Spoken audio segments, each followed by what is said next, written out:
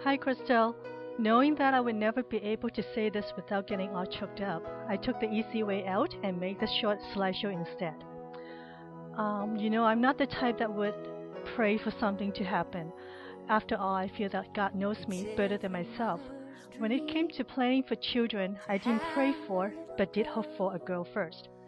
I secretly hoped for a non-girly girl, one that was not into Barbie, jewelry, or shopping.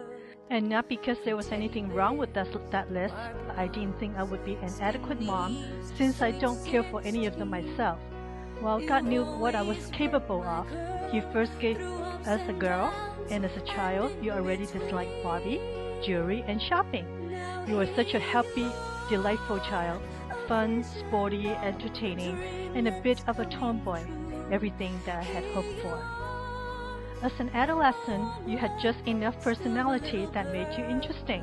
I have to say though, sometimes you could be just a little mean, and mostly to your little brother, but never mean-spirited. You definitely tested many limits, but I loved having someone to fight with and see how many times I would come out ahead. These were the years that I tried to instill many of my values in you, and I wonder how many of that would stay.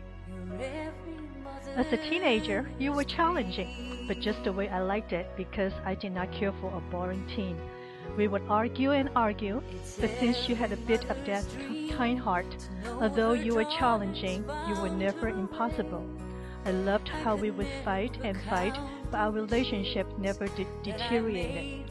Looking back, I think we developed a mutual respect for each other after all the fights. Topics such as dating never caused any disagreement between us. Well, actually, time after time, I would say, "Why aren't you dating?"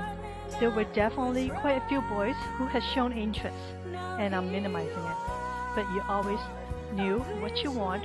It was either all or nothing, and I'm so glad you waited. The couple of years after the sweet 16 and prior to you leaving for college were the sweetest years. It was a process of releasing you to the outside world and watch you grew into a respectful young lady. During the junior and senior years in high school, you developed a love for Shakespeare, literature, drawing, writing, and a passion for people.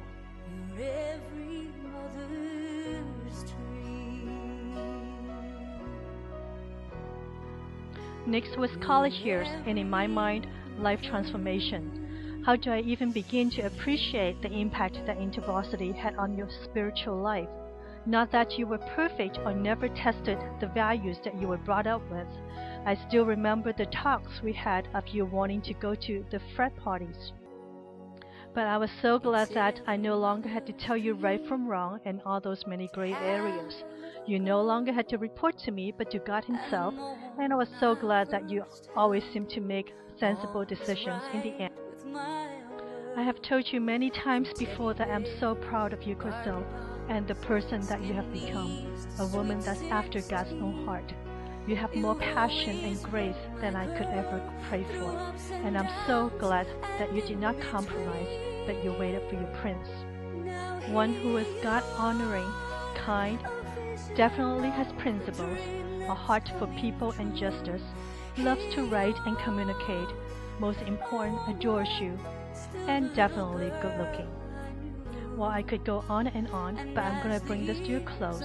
I do want to say that I'm so excited for this next chapter in your life. Although we strongly believe in leaving and cleaving, but please know that we will still be here for both Michael and you, if and when you need us.